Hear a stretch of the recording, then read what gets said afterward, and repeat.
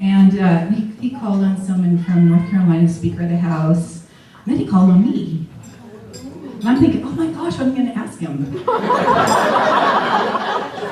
So I asked him this question, because this is a question I had asked a couple of other people that week, and I didn't feel like I got a really good answer.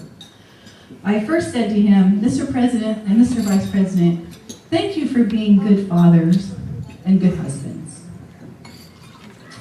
And secondly, I said, thank you for providing the stimulus money because it made our state go. It filled in the gaps for us.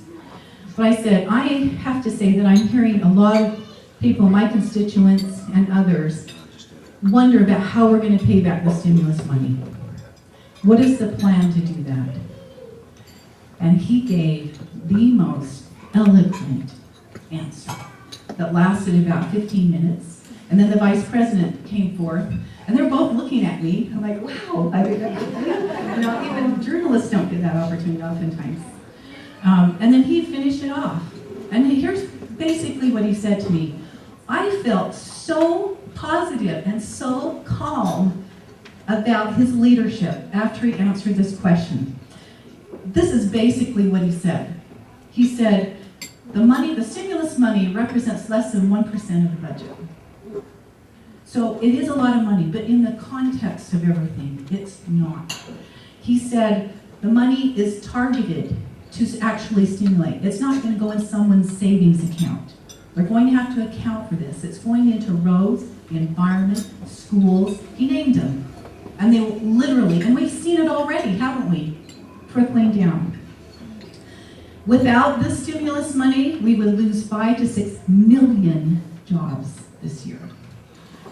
And then he talked about the Iraq War. He said, we're going to find some savings from that as we gradually pull out there. And sunsetting the tax cuts for the highest income. So a combination of those things. But he says, do you know what's really driving it? He says, what's really driving it, and we need to do something about, and the major cause of concern is what we're spending on Medicare and Medicaid. And then I felt this bell ringing, because guess what? The same thing's happening in our legislature. That's what's killing our budget, those two things.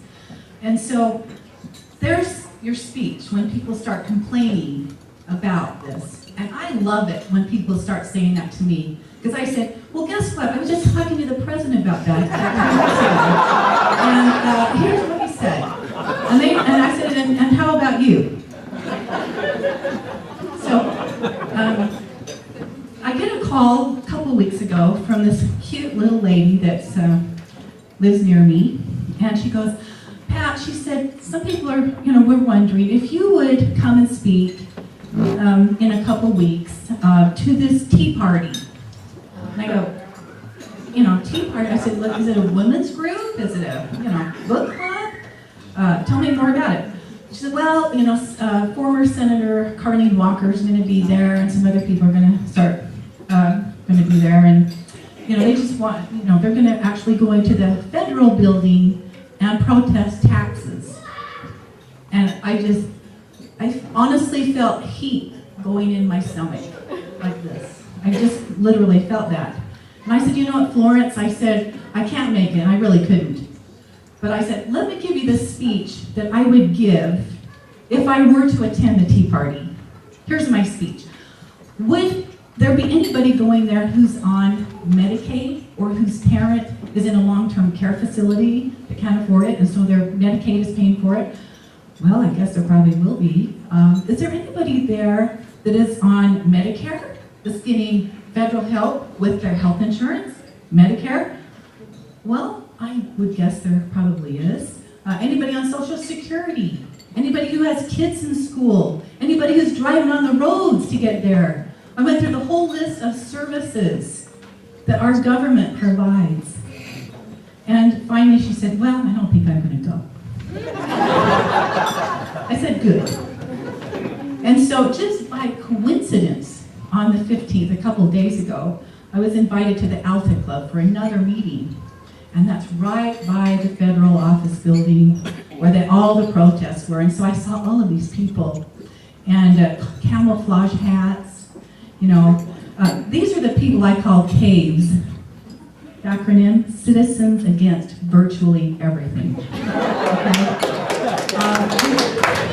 These are people fueled by the likes of Hannity, Ingram, Coulter, Limbaugh, all of these fresh faces that we hear about.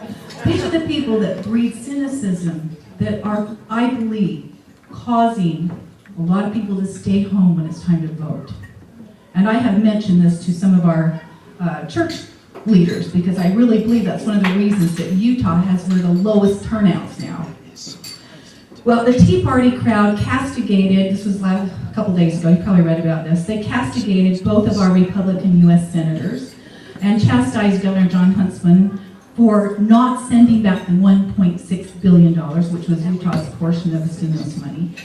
Among the cast of characters at this Tea Party, besides the guy who sleeps on a cot in his congressional office, was Attorney General Mark Shurtleff.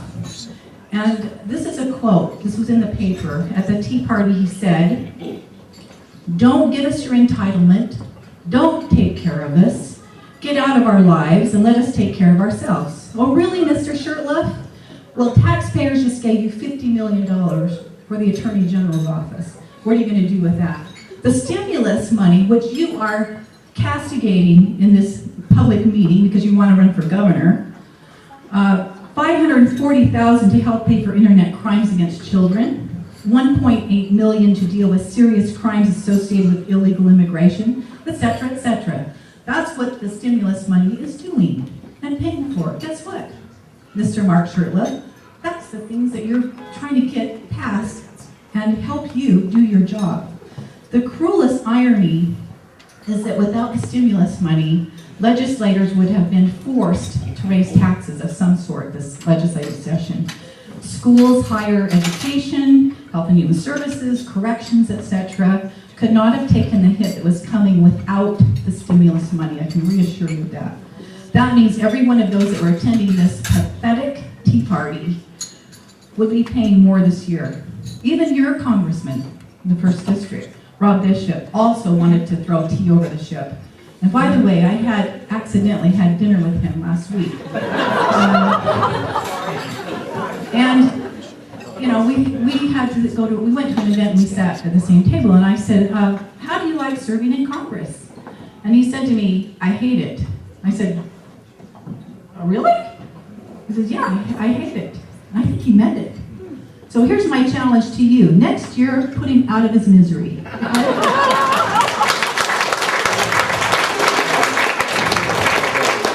Don't be mad, he hasn't done anything.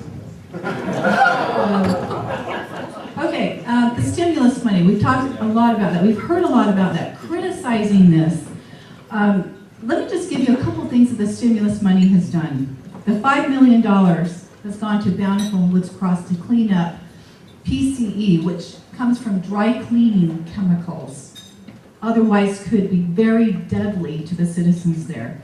$25 million has helped clean up some of the mine waste sites in Juab County.